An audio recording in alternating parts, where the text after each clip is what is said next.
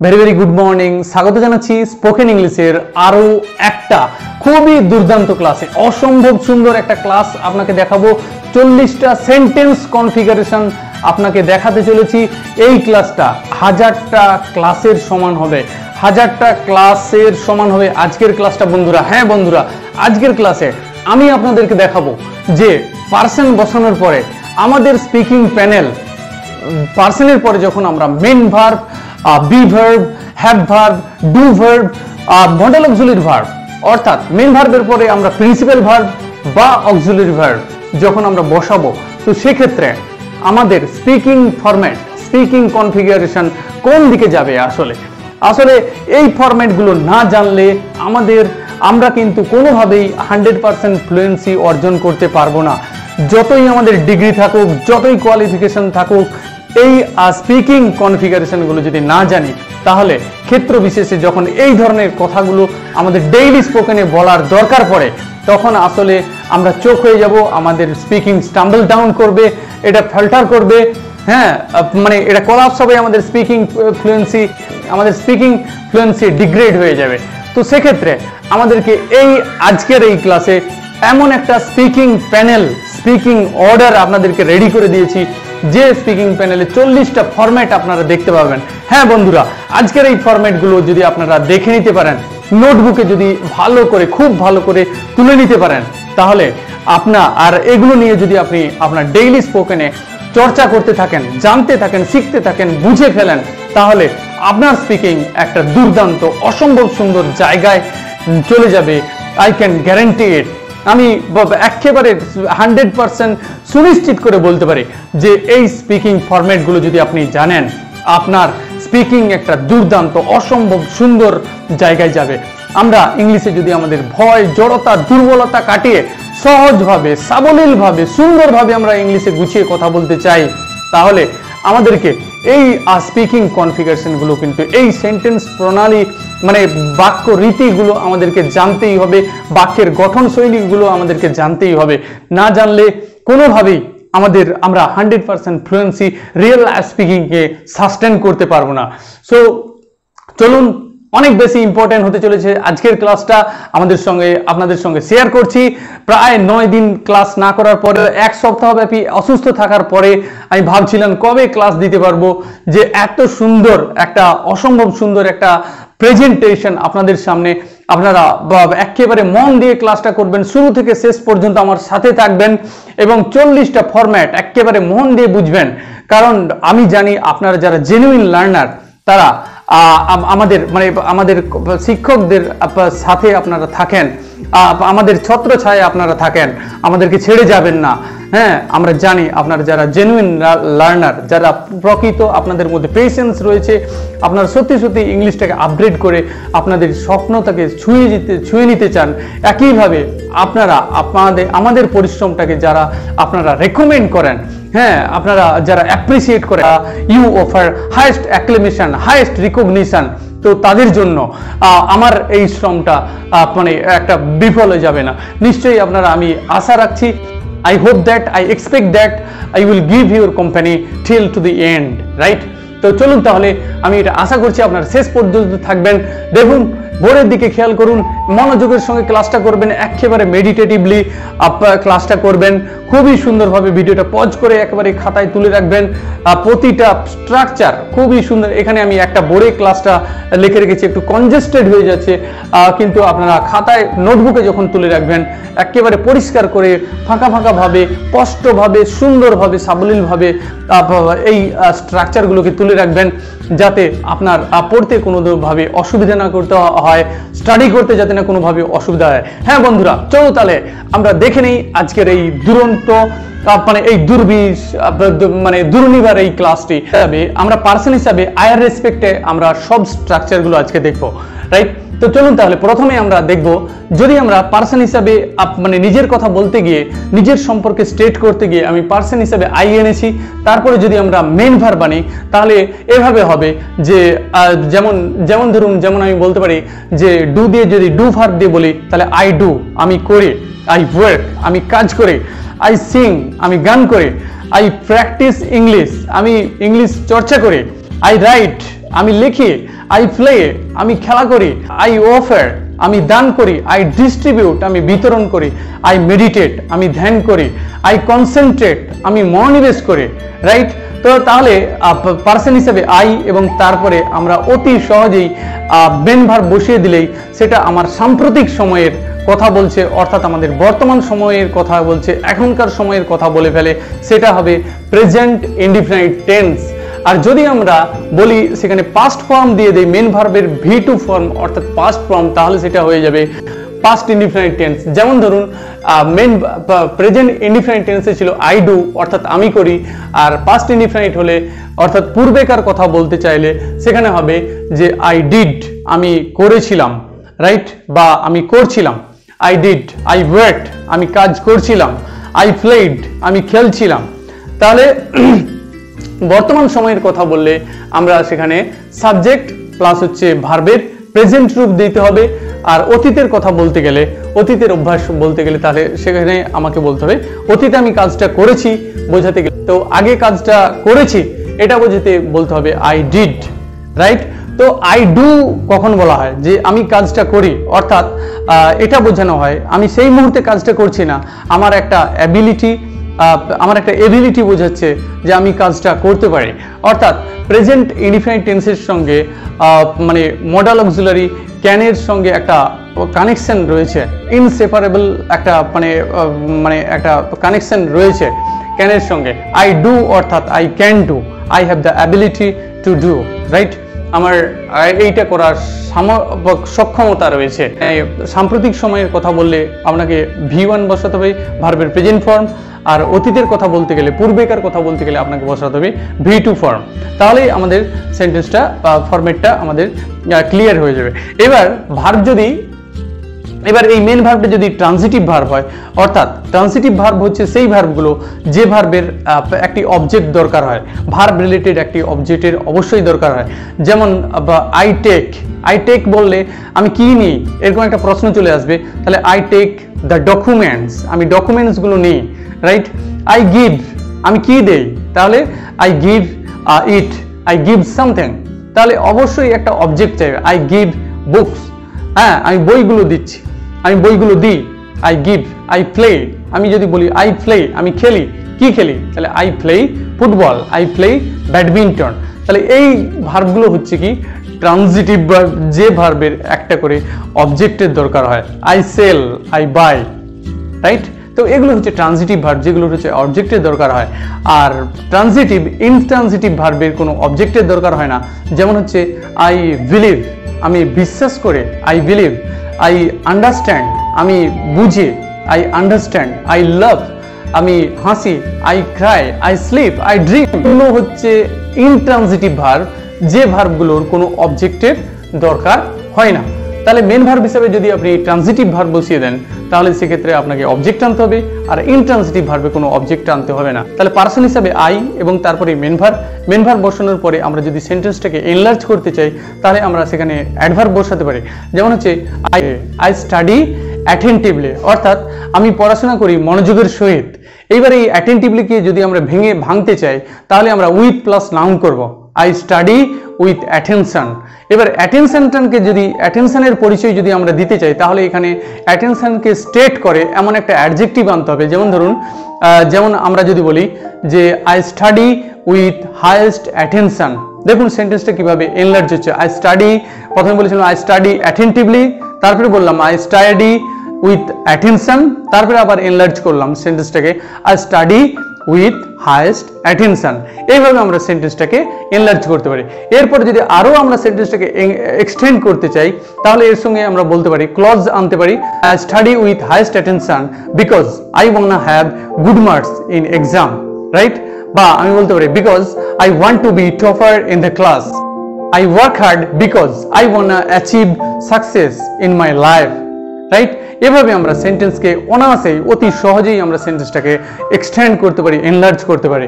চলুন তাহলে এরপরে আমরা দেখব পার্সন হিসাবে আই যদি বসাই তাহলে আমাকে বি ভার্ব এখানে আনতে হবে am, I am getting confused, আমি কনফিউজ হয়ে যাচ্ছি, আই এম কনফিউজড বলতে পারি, বা আমরা বলতে পারি আই এম গেটিং কনফিউজড, আমি কনফিউজ হয়ে যাচ্ছে, আই এম গেটিং নার্ভাস, আমি নার্ভাস হয়ে যাচ্ছে, আই এম গেটিং পারপ্লেক্সড, আমি হতভম্ব হয়ে যাচ্ছি। এটা আপনার মনে রাখা জরুরি। তাহলে পার্সন, সাবজেক্ট এবং তারপরে এখানে পার্সন হিসাবে আই এবং তারপরে বি ভার্ব হিসাবে এম এবং হচ্ছে তারপরে আসবে কি ডিটারমিনার এ বা এন্ড, তারপর হচ্ছে আইডেন্টিটি। যেমন হচ্ছে দেখুন, I M a farmer, I M A YouTuber, I M A বেগার, I M a lawyer, I M A engineer, I M A driver, right? এভাবে তাহলে কি আসবে, তাহলে পার্সন, তারপর হচ্ছে বি ভার্ব, ডিটারমিনার, তারপর হচ্ছে আপনার আইডেন্টিটি। তবে এই স্ট্রাকচারটা ব্যবহার করা হয় যেমন হচ্ছে আই এম এ ফার্মার যখন বলবেন, I M a student, I M A বেগার, I M a teacher যখন বলবেন, তখন এই স্ট্রাকচারটা এই ক্ষেত্রেই ব্যবহার করা হয় যখন আমরা প্রথমবার নিজের পরিচয় কারোর সামনে তুলে ধরি যে আই এম এ টিচার, আমি একজন শিক্ষক। প্রথমবার আপনি তাকে জানান দিচ্ছেন, আপনার অপরপ্রান্তের ব্যক্তিটিকে আপনি জানাচ্ছেন যে আপনি একজন শিক্ষক, সেক্ষেত্রে আপনাকে এই স্ট্রাকচারটা ব্যবহার করতে হবে।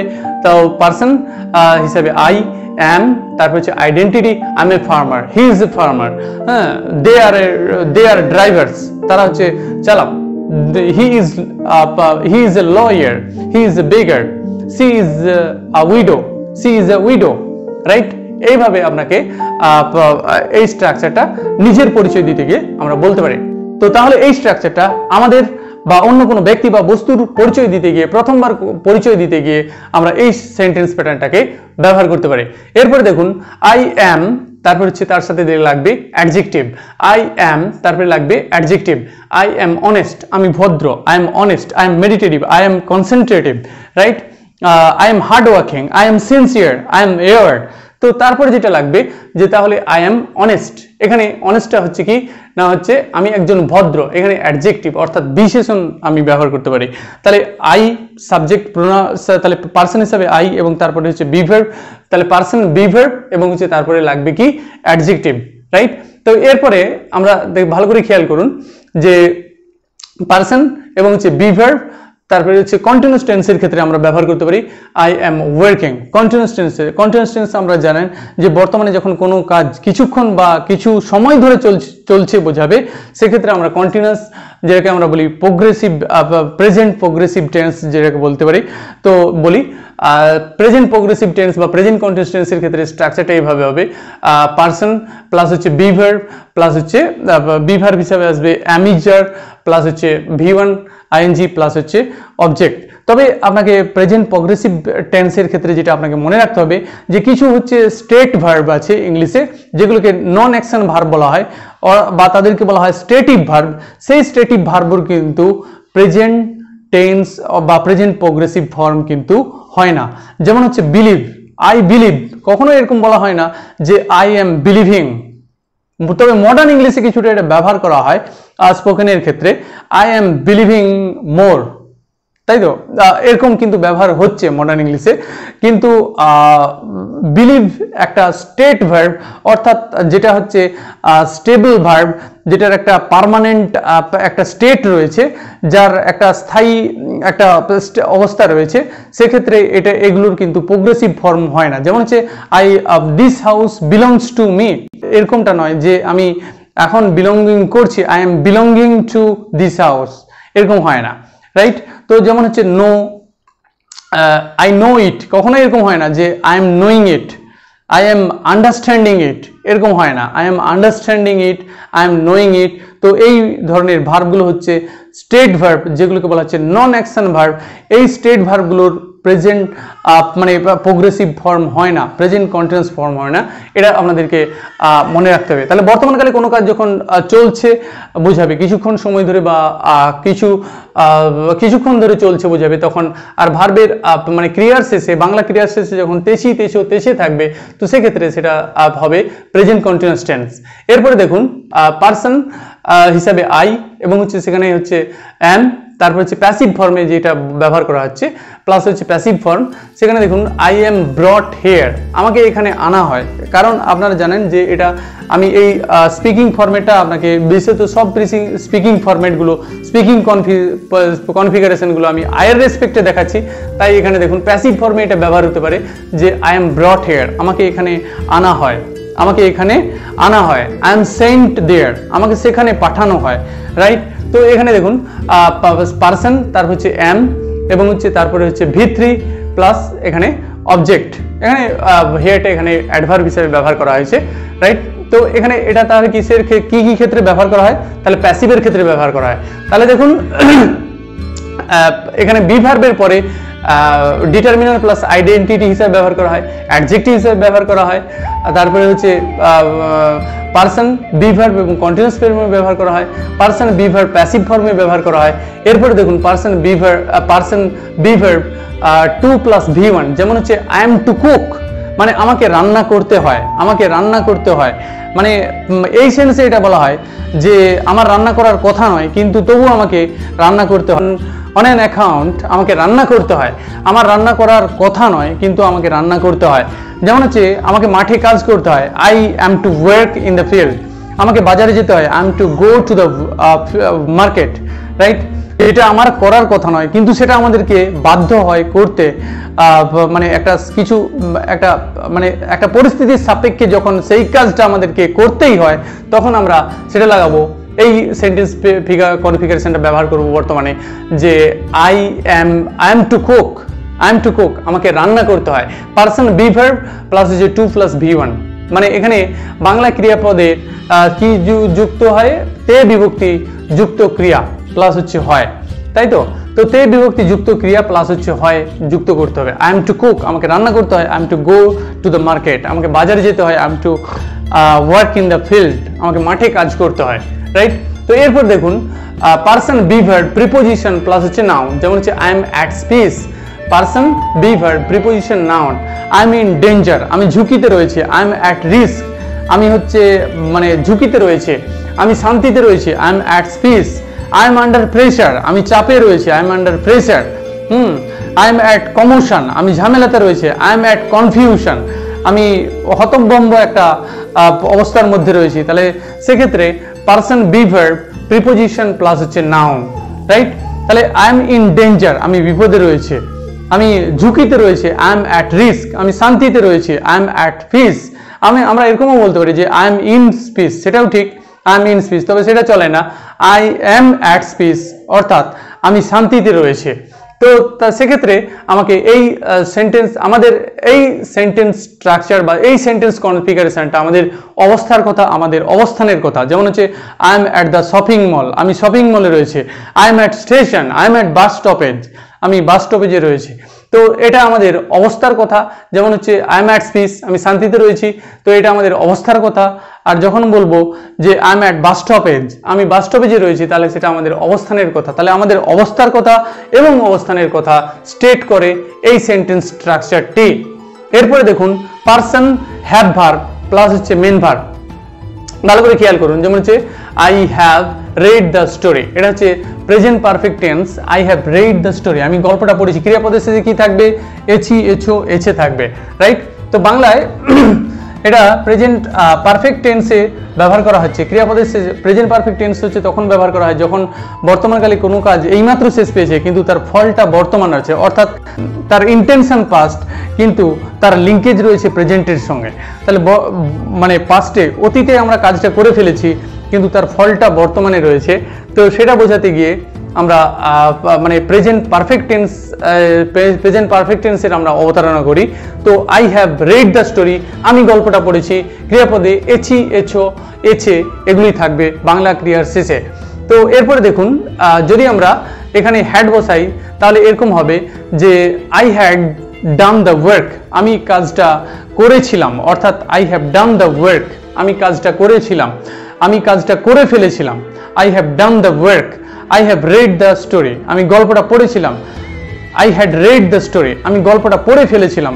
I had finished the work, আমি কাজটা শেষ করে ফেলেছিলাম। I had finished the work মানে একটা টাইম সেকশনের মধ্যে, একটা টাইম ডিউরেশনের মধ্যে আপনি কাজটা কমপ্লিট করে ফেলেছিলেন। এইটা বোঝাতে গিয়ে subject plus main verb, subject plus had plus হচ্ছে ভার্বের V3 পাস্ট পার্টিসিপল ফর্ম হয়। সেটা হচ্ছে পাস্ট পারফেক্ট টেন্সের ক্ষেত্রে। আর প্রেজেন্ট পারফেক্ট টেন্সের ক্ষেত্রে সাবজেক্ট প্লাস হচ্ছে হ্যাভেজ প্লাস V3 প্লাস হচ্ছে অবজেক্ট। তো সেক্ষেত্রে ক্রিয়াপদের সঙ্গে শেষে কি থাকবে, এছি, এছো, এছে। আর অতীতকালে কোনো কাজ আপনি করে ফেলেছিলেন, অর্থাৎ শেষ করে ফেলেছিলেন, অতীতকালে কোনো কাজ আপনি সম্পূর্ণ করেছিলেন, অতীতকালে কোনো কাজ করেছিলেন, এটা বোঝাতে গিয়ে আপনার মানে এই পাস্ট পারফেক্ট টেন্স হবে, হ্যাড প্লাস V3 আসবে। তা এবার পারসন প্লাস হচ্ছে হ্যাভ ভার্ব প্লাস হচ্ছে নাউন, যেমন বলা হচ্ছে যে আই হ্যাভ এ কার, এখানে হ্যাভ ভার্ব কিন্তু এখানে মেন ভার্ব হিসাবে বলা হচ্ছে, পজিশন বোঝাচ্ছে, মালিকানা বোঝাচ্ছে, দখলদারি বোঝাচ্ছে, সত্ত্ব বা অধিকার বোঝাচ্ছে আই হ্যাভ আ কার। তো পার্সন হিসাবে তারপর যদি আমি হ্যাভ লাগাই তাহলে এখানে আমার অধিকারী বা হচ্ছে ভোগ দখলদারি বা মালিকানা প্রকাশ করে, যেমন হচ্ছে আমার একটি গাড়ি রয়েছে, এটা আমার গাড়িটির মালিকানা প্রকাশ করে। নেক্সট দেখুন সাবজেক্ট প্লাস হচ্ছে হ্যাভ ভার্ব প্লাস হচ্ছে বিন, এখানে যেটা হচ্ছে লোকেশন, এই যে অবস্থা, আমাদের অবস্থার কথা এবং হচ্ছে আমাদের অবস্থানের কথা। I have been to Agra, আমি আগ্রা ভ্রমণ করেছি। I have been in problem, আমি সমস্যায় পড়েছিলাম। সেখানে যেমন আমি বলেছিলাম যে আই অ্যাম ইন প্রবলেম, আমি সমস্যায় আছি, I am in problem, I am in danger. তো এখানে আমরা বলতে পারি I have been in danger, আমি বিপদে পড়েছি। I have bin at risk, আমি ঝুঁকিতে পড়েছি। I have bin at risk, আমি ঝুঁকিতে পড়েছি। I have bin visited, I have been to Agra, আমি আগ্রা ভ্রমণ করেছি, রাইট। এরপর দেখুন continuous subject person plus be verb continuous আছে, আই হ্যাভ বিন ওয়ার্কিং, এটা হচ্ছে I have been working here for long 3 hours. এখানে এটা প্রেজেন্ট পারফেক্ট কন্টিনিউয়াস টেন্স বলছে যে বর্তমানকালে কোনো কাজ যখন দীর্ঘক্ষণ বা দীর্ঘ সময় ধরে করা বোঝাবে, একটা তার নির্দিষ্ট টাইম ডিউরেশন থাকবে। আর যেখানে বলা হবে যে যাবত বা ধরে, এই কথাটা থাকবে বাংলার ক্ষেত্রে যে আমি এত ঘন্টা এত বছর যাবত সেখানে কাজ করছি, আমি এত ঘন্টা ধরে পড়াশোনা করছি। তো ধরে যাবত এগুলো যখন থাকবে তখন সেটা প্রেজেন্ট পারফেক্ট কন্টিনিউয়াস টেন্স হবে। যেমন এখানে খেয়াল করুন, I have been working here for long 3 hours, আমি 3 ঘন্টা ধরে কাজ করছি, রাইট। তো এরপরে দেখুন সাবজেক্ট প্লাস হচ্ছে হ্যাভ ভার্ব প্লাস প্যাসিভ ফর্মে যখন ব্যবহার করা হয়, এটা ভয়েস চেঞ্জের রুলস রয়েছে। I have been brought here, I have been sent there, I have been sent there, আমাকে সেখানে পাঠানো হয়, আমাকে এখানে আনা হয়েছে। I have been brought here, আমাকে এখানে আনা হয়েছে। I have been sent there, আমাকে সেখানে পাঠানো হয়েছে, রাইট। তা এটা প্যাসিভ ফর্মে হবে।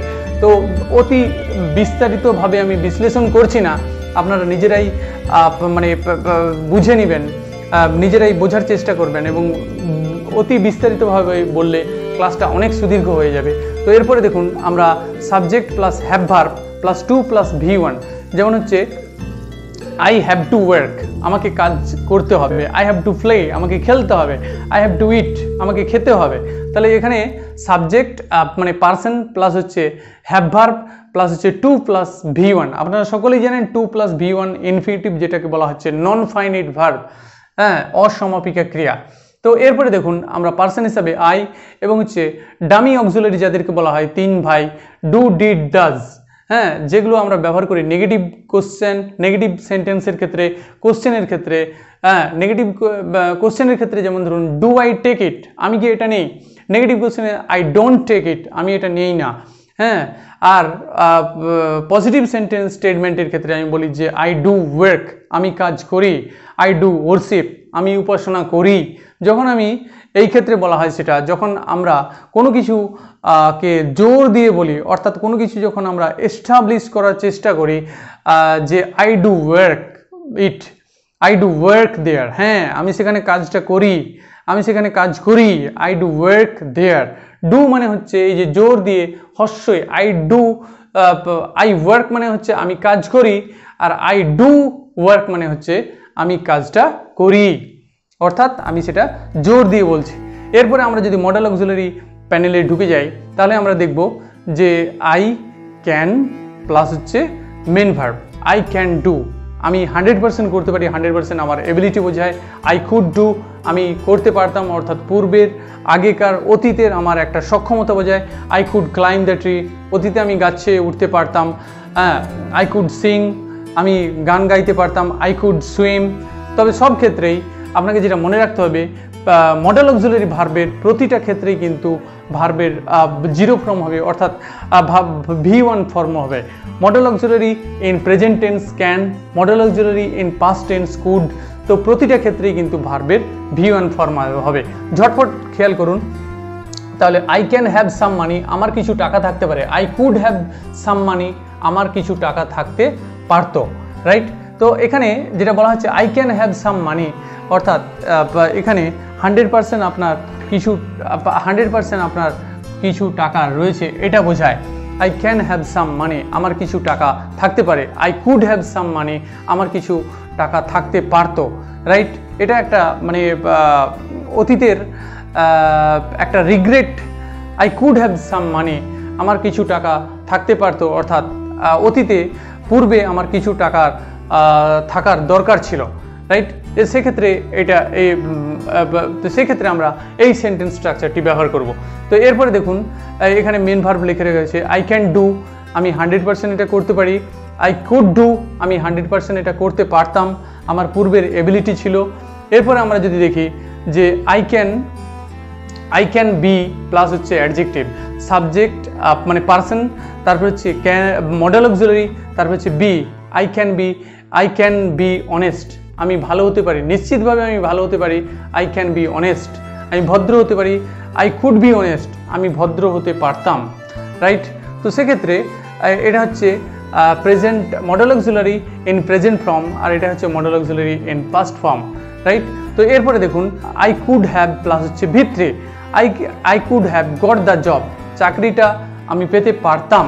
আই কুড হ্যাভ মানে এর দ্বারা আমাদের অতীতের অনুমান বা হচ্ছে আমাদের অনুশোচনা বোঝায়। I could have got the job, হ্যাঁ। তাহলে পার্সন প্লাস হচ্ছে modal auxiliary in past form plus হচ্ছে হ্যাভ অক্সিলারি, হ্যাঁ, তারপর হচ্ছে ভিত্রে। I could have got the job, চাকরিটা পেতে পারতাম, but I did not apply, কিন্তু সেই সময় আমি অ্যাপ্লাই করিনি। আমি চাকরিটা পেতে পারতাম মানে নিশ্চয়তা ছিল, নিশ্চিত আমি চাকরিটা পেতে পারতাম, but I did not apply then, কিন্তু আমি তখন সেই চাকরিটার জন্য অ্যাপ্লাই করিনি। তো he could have missed the train, এখানে দেখুন সে হয়তো ট্রেনটা মিস করেছে, অতীতের অনুমান বোঝাতেও এই স্ট্রাকচারটা আমরা ব্যবহার করতে পারি।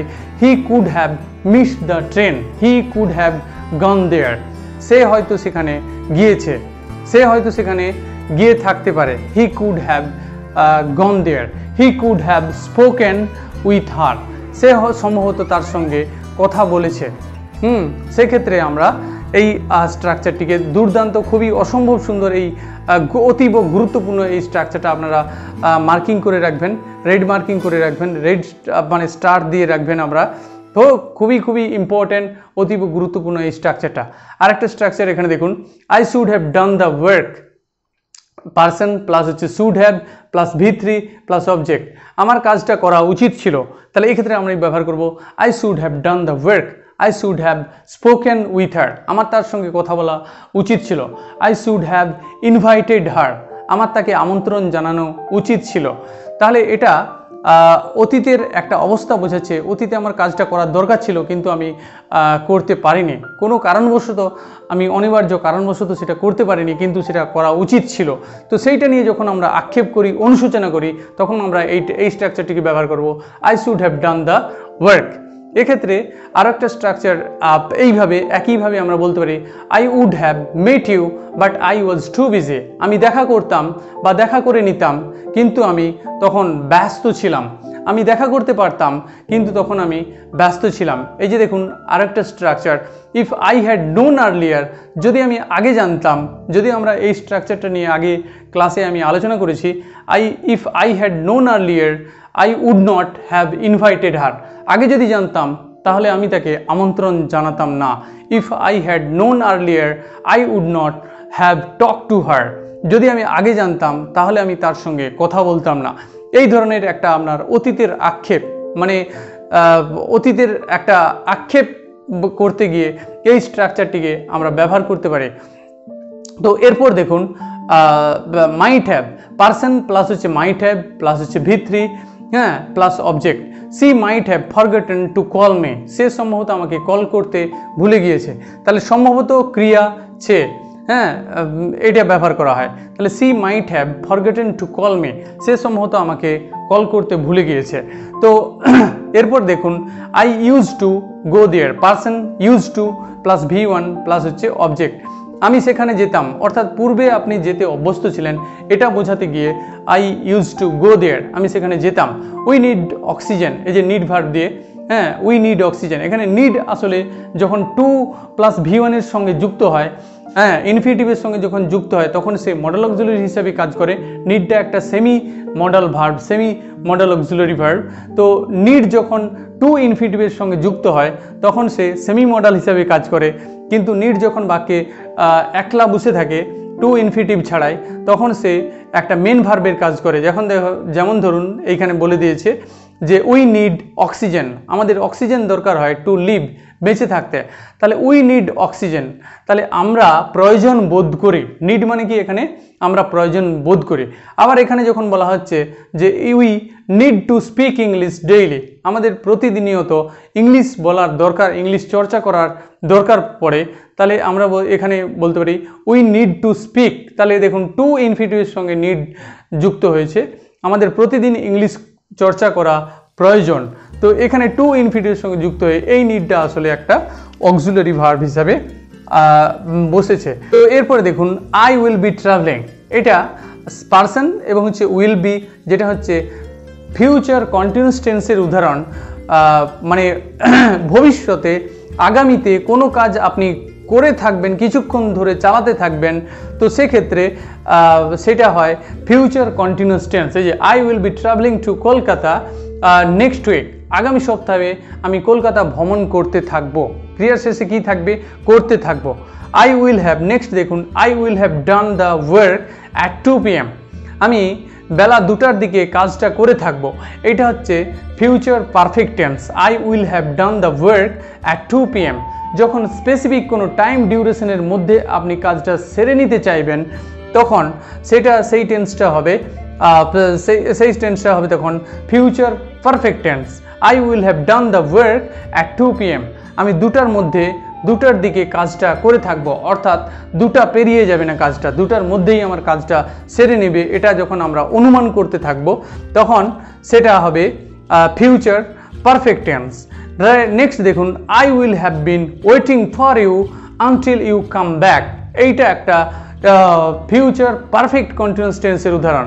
I will have been waiting for you until you come back, তোমরা না ফিরে আসা পর্যন্ত আমি অপেক্ষা করতে থাকবো। তাহলে সাবজেক্ট এখানে পারসন প্লাস হচ্ছে will have been plus V1 ING plus object, এটা হচ্ছে ভবিষ্যতে আগামীতে যখন কোনো কাজ দীর্ঘক্ষণ বা দীর্ঘ সময় ধরে, দীর্ঘ দিন যাবৎ, দীর্ঘ বছর যাবৎ ধরে চলতে থাকবে, যখন এইটা আমরা অনুমান করি তখন সেই ক্ষেত্রে সেই টেন্সটা হয় ফিউচার পারফেক্ট কন্টিনিউয়াস টেন্স। তো এবার এই দিকে চলে আসুন বোর্ডের এই প্রান্তে, এইখানে কতগুলো আমি ভেরি ইম্পর্ট্যান্ট স্ট্রাকচার লিখে রেখেছি। যেমন ধরুন he might have been a terrorist, might have been দিয়ে, মাইট মেয়ের মডেল অক্সিলারির পাস্ট ফর্ম হচ্ছে মাইট। তবে আপনাকে সব যেটা মনে রাখা জরুরি যে প্রতিটা model auxiliary verb in present tense বা পাস্ট টেন্সের ক্ষেত্রে ভার্ব সবসময় কিন্তু V1 হবে, ভার্ব সবসময় V1 হবে। হি might have been a terrorist, সে হয়তো একটা সন্ত্রাসবাদী ছিল, সে হয়তো একটা সন্ত্রাসবাদী ছিল, সে হয়তো একটা ভগবান ছিল। He might have been a god, he might have been a god, সে হয়তো, আমি অনুমান করছি যে হয়তো সে একজন টেররিস্ট ছিল, সে হয়তো একজন টেররিস্ট ছিল, সে হয়তো একজন ভগবান ছিল। তো এটা যখন আমরা অনুমান করতে থাকি, হ্যাঁ, কোনো ব্যক্তির সম্পর্কে, কোনো বস্তু নিয়ে যখন আমরা অনুমান করতে থাকি তখন সেটা স্ট্রাকচারটা এটা হবে যে পারসন প্লাস মাইট হ্যাভ বিন, হ্যাঁ, প্লাস সেখানে তার আইডেন্টিটি, হয়তো সে ভগবান ছিল, হ্যাঁ, তাহলে he might have been a god, he might have been a terrorist. এখানে একই রকমভাবে আরেকটি structure, he could have been sympathetic, সে হতে পারতো, কুড হ্যাভ বিন হতে পারতো, he could have been sympathetic. Sympathetic এখানে একটা adjective. He could have been compassionate, সে সহানুভূতিশীল হতে পারতো, compassionate. She could have been sympathetic, she could have been meritorious, সে মেধাবী হতে পারতো। She could have bin hard working, right. একইভাবে দেখুন উড হ্যাভ বিন, তাহলে might have been, could have been, would have been. Would have been a good friend, I would have been a good friend. আমি ভালো বন্ধু হতে পারতাম, অর্থাৎ আমি ভালো বন্ধু হতে পারিনি একটা সময়ে। এটা নিয়ে যখন আমি অনুশোচনা করি, রিপেন্ট করি, তখন আমরা বলতে পারি যে আমার ভালো বন্ধু হওয়া উচিত ছিল, এটা আমার এথিক্সের মধ্যে ছিল, আমার মোরালিটি ছিল, কিন্তু কোনো কারণবশত আমি ভালো বন্ধু হতে পারিনি। তাহলে এখানে আপনার একটা আক্ষেপ বোঝাচ্ছে, অনুশোচনা বোঝাচ্ছে। তো একই ধরনের স্ট্রাকচারগুলো আপনাদেরকে ভালো করে জেনে নিতে হবে। আমি হতে পারতাম, তাহলে উড হ্যাভ বিন হতে পারতাম, কুড হ্যাভ বিন হতে পারতো, হতে পারতে, হতে পারতাম, could have been. Might have been, তাহলে সে হয়তো ছিল, might have been a terrorist, she might have been a monk, হয়তো সে একজন সন্ন্যাসী ছিল, she might have been a monk, she might have been a god, she might have been a doctor, সে হয়তো একজন ডাক্তার ছিল, সে হয়তো একজন টেররিস্ট ছিল। তো এইভাবে, তো আই এম কনফিউজড যখন বলবো, আই এম কনফিউজড, আমি হতভম্ব। আবার আমি একইভাবে বলতে পারি I am getting confused, I am getting perplexed, I am getting meditative. I am meditative বলছি একদিকে, I am getting meditative, I am getting concentrative. মানে বি ভার্বের পরে এতগুলো মানে ভাবে আমরা স্পিকিং অর্ডার তৈরি করতে পারি। আর হ্যাভ ভার্বের পরে এখানেও প্রায় 6-7টা আমরা স্পিকিং অর্ডার তৈরি করতে পারি। ডু, ডিড, ডাজ, যেগুলোকে ডামি অক্সিলারি বলা হয়, এখানেও আমরা 3টে স্পিকিং অর্ডার তৈরি করতে পারি। এবং হচ্ছে মডেল অক্সিলারি, এখান থেকে অজস্র speaking order, speaking configuration, speaking format, আমরা এতগুলো বাক্য গঠন প্রণালী আমরা তৈরি করতে পারি।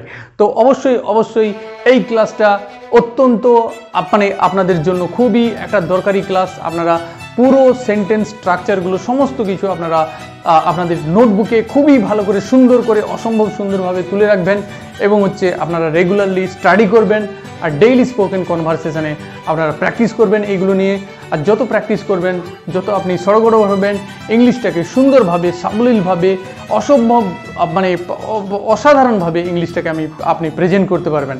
I can guarantee you can build up a high efficiency. One day you will be drastic speaker, one day you will be definitely, one day you will be terrific speaker if you can practice your English in such way. যদি আপনি প্রতিনিয়ত ইংলিশটাকে একটা ভালো লেভেলে চর্চা করতে থাকেন, তাহলে আপনি আপনার ইংলিশটাকে ভয়, জড়তা, দুর্বলতা কাটিয়ে একটা অসম্ভব সুন্দর জায়গায় নিয়ে যেতে পারবেন, অসম্ভব সুন্দর মাত্রা দিতে পারবেন আপনার ইংলিশটাকে। So if you get even a little amount of inspiration from my videos, from my content, please stay connected with me. Please stay heart to heart connected with me. Thank you. Thanks for watching. Have a nice day.